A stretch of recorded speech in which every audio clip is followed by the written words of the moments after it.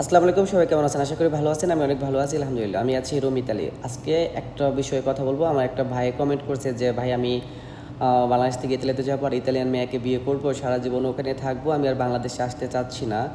তো আমি বিয়ে করতে পারবো কি না? দেখেন, আপনি যদি মুসলিম হয়ে থাকেন তাহলে আপনার জন্য এই বিয়েটা জায়েজ হবে না। কারণ একটা হিন্দু মেয়ে একটা মুসলিম মেয়ে কখনো বিয়ে হতে পারে না। আর যদি একটা মুসলমান একটা মুসলিম মেয়েকেও বিয়ে করে, একটা মুসলিম ছেলে এবং একটা মুসলিম মেয়েকেও বিয়ে করে, তার জন্য সাক্ষীর প্রয়োজন আছে, দুজন সাক্ষী, এবং দুজন সাক্ষীও যদি সে মুসলিম না হয় তারপরেও সে বিয়ে জায়েজ হবে না। তো বিষয়গুলোতে জানতে হবে আপনার। তো আর একটা হিন্দু মেয়েকে একটা মুসলিম ছেলে কখনোই বিয়ে করতে পারে না, সে যদি মুসলিম না হয়। আর এটা সবচেয়ে বড় কথা। আর দ্বিতীয়ত হচ্ছে, আপনি বিয়ে করতে পারবেন, আপনি যদি এই কালচারে আপনি নিজেকে জড়িয়ে যেতে পারেন তাহলে আপনি বিয়ে করতে পারেন। ইতালিতে বিয়ে করাটা একটা নর্মাল বিষয়, এটা খুব বেশি কিছু না। যদি আপনার সেরকম যোগ্যতা দেখাইতে পারেন, আপনি যদি চেহারা ভালো হয়, আপনি যদি ল্যাঙ্গুয়েজ কথা বলতে পারেন, আপনি যদি ওদের সাথে বিয়ার খেতে পারেন, আপনি ওদের সাথে মানে ওপেনলি নেশা করতে পারেন, ওদের সাথে ওদের যে কালচারগুলো আছে এইগুলো যদি আপনি নিজেকে মানিয়ে নিতে পারেন, তবেই নাকি একটা মেয়ে আপনাকে বিয়ে করবে, তাই না?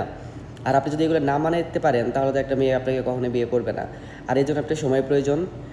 তো দেখা যায় আপনি এটা পারবেন, কিন্তু সবচেয়ে বড় কথা কি জানেন? আমি আপনাকে যেটা কথা বলি, আপনার যদি স্বপ্নই থাকে যে আপনি এখানে সারা জীবন থাকবেন, তো আপনি এমনিও থাকতে পারেন। তো ইতালিয়ান মেয়ে কেন বিয়ে করতে হবে?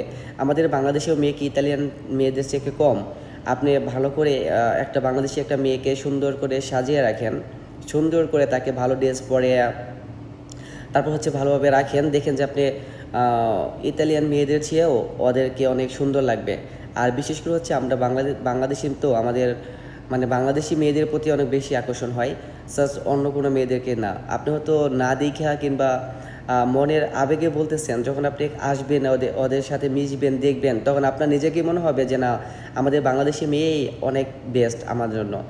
তো একটা বাংলাদেশি ছেলের জন্য একটা বাংলাদেশি মেয়েই আমি মনে করি অনেক পারফেক্ট। তো আপনি ইতালিতে আসার পরে আপনি এখানে সিটিজেনশিপ পান, তারপরে আপনি বাংলাদেশি একটা মেয়েকে বিয়ে করেন, তারপর দুজনে মিলে সারা জীবন এখানে থাকেন, সংসারটা হালাল হবে, আপনার ইচ্ছাটা পূর্ণ হবে। আপনি যদি বলেন সারা জীবন আমি ইতালি থাকবো, আপনার তো ইতালি সরকার আপনাকে দেশে পাঠাবে না।